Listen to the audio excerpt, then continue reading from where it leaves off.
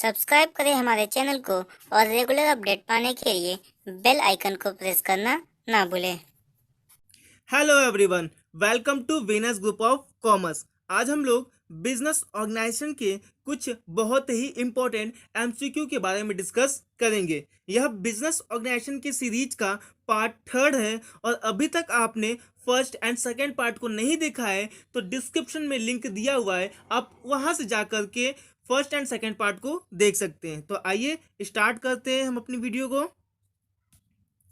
पहला क्वेश्चन है, a partner whose association with the firm is unknown to the general public is called active partner, sleeping partner, nominal partner, secret partner. यानी यहाँ पे पूछ रहा है कि एक ऐसा पार्टनर जिसके बारे में जनता को, जनरल पब्लिक को मालूम नहीं होता है, उस पार्टनर को हम क्या कहते हैं? तो उसको सीक्रेट पार्टनर के नाम से जाना जाता है, गुप्त साझेदार उसको कहा जाता है।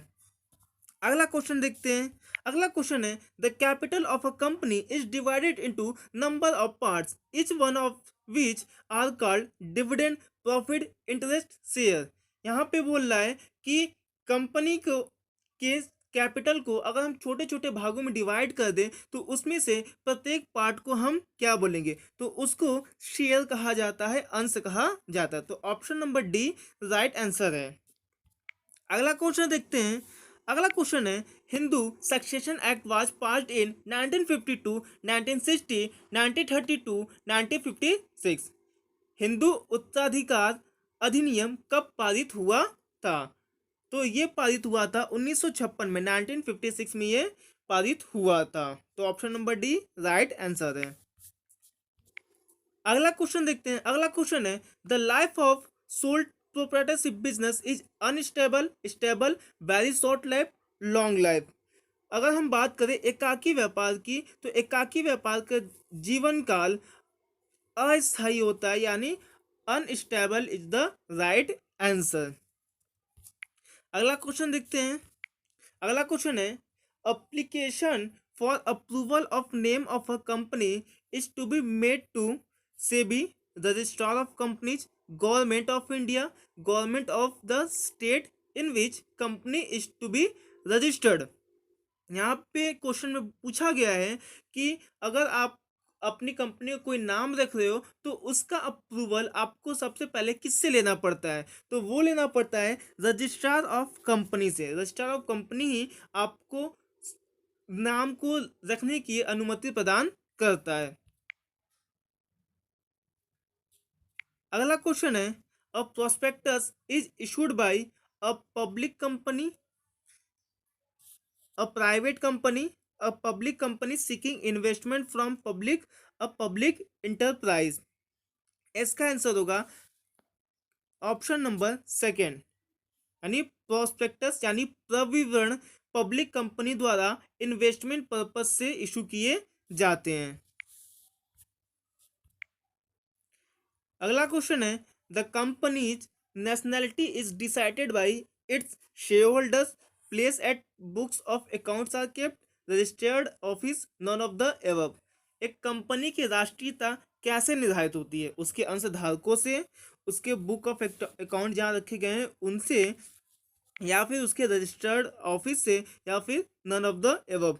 तो ये डिसाइड होता है उसके रजिस्टर्ड ऑफिस है, यानी जहां उसका रजिस्टर्ड ऑफिस होगा वही की उसकी नेशनैलिटी होगी।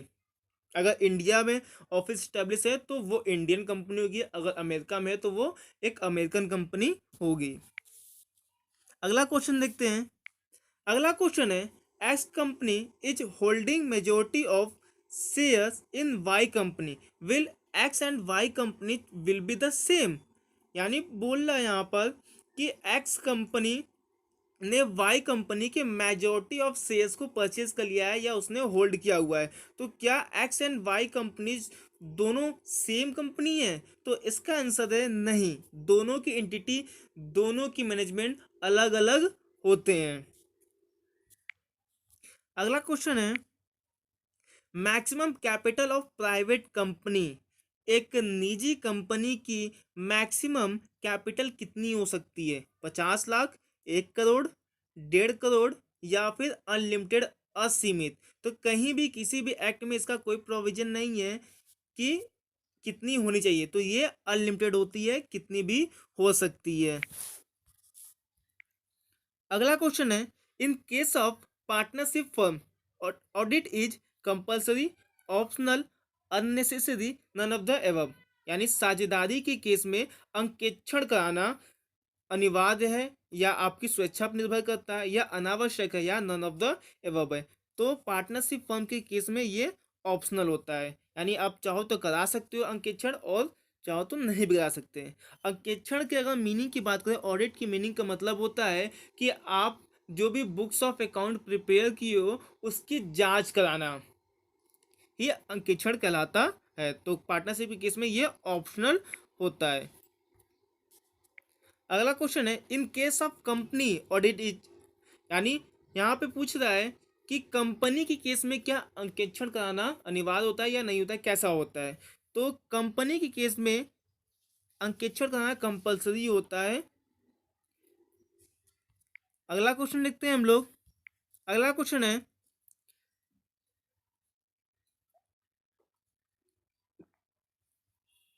Generally rights and obligation of company are regulated in AOA यानी आर्टिकल ऑफ एसोसिएशन, एमओए यानी memorandum of association, partnership deed, none of this.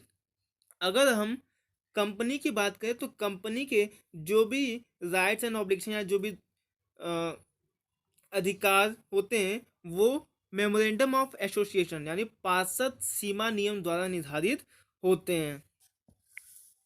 अगला क्वेश्चन है, generally rights and obligation of the partnership firm are regulated in MOA, AOA, partnership deed, none of this. Partnership में ये दोनों document तो prepare होता ही नहीं है, तो आंसर है यहाँ पे पार्टनरशिप डीड, यानी साझेदारी संलेख के द्वारा ही सभी साझेदारों के अधिकार निर्धारित किए जाते हैं। Option number C is the right answer. अगला क्वेश्चन देखते हैं। अगला क्वेश्चन पूछा है, stage in the formation of a public company are in the following order.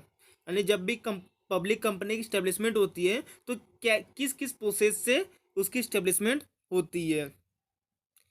इसका आंसर होगा option number C, promotion, incorporation, capital subscription और कमिटमेंट ऑफ बिजनेस। यानी पहले प्रवर्तन होता है, फिर इसका समामेलन होता है यानी पंजीयन, फिर उसके बाद पूंजी अभिवादन यानी कैपिटल सब्सक्रिप्शन, और लास्ट में ये बिजनेस को स्टार्ट करने का सर्टिफिकेट इनको मिल जाता है। तो ऑप्शन नंबर सी इसका सही आंसर होगा। अगला क्वेश्चन देखते हैं। अगला क्वेश्चन है, the term company is defined under which section of the act.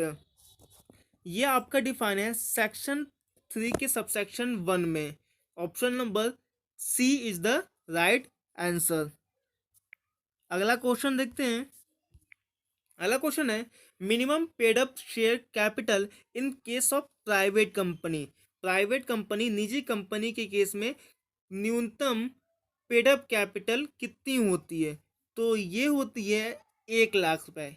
Public company establish करने के लिए, स्टार्ट करने के लिए कम से कम आपके पास 1 लाख कैपिटल होनी चाहिए।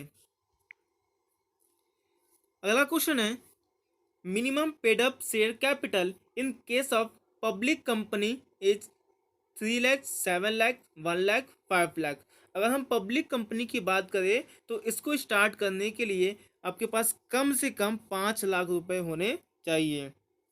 तो ये है आपका option number D right answer.